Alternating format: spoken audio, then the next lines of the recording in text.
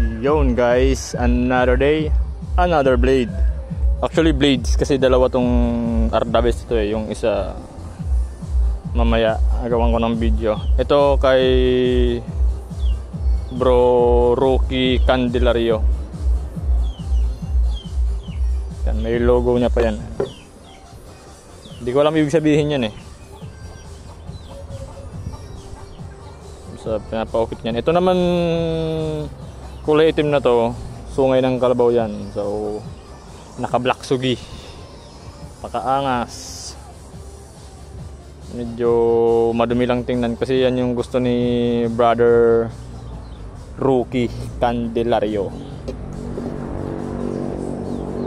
Mga naka forging marks. Yung isa nito naka satin finish naman yun. Ito forging marks talaga yan. Pagka forge hindi na yan dumaan sa pagmulyon or sunbelt doon sa belt sander.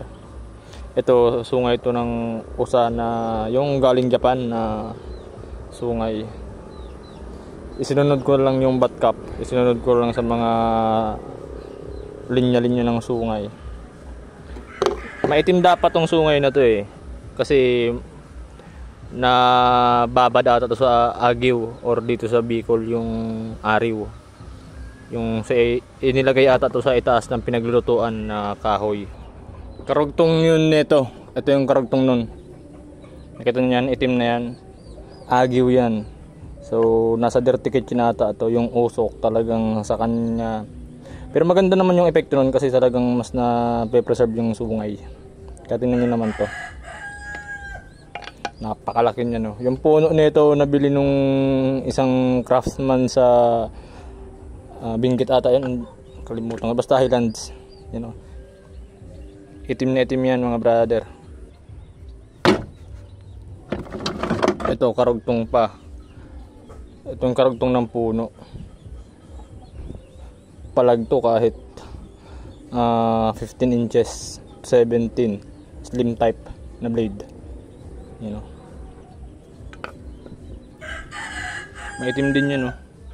Ang daming bulutong. Parehas yun ito. Ayan, no. Ganito, parehas yan, no. Ito kasi mga Philippine deer. Maliliit. Ayan, no. Ayan yung pagkakaiba nila. Malaki ito.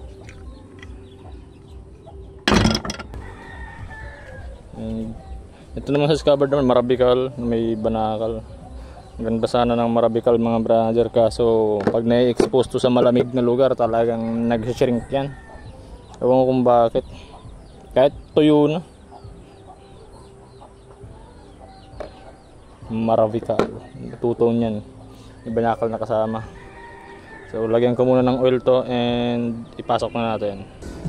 So yan, may oil na yan mga may oil na yan. Pasok na natin.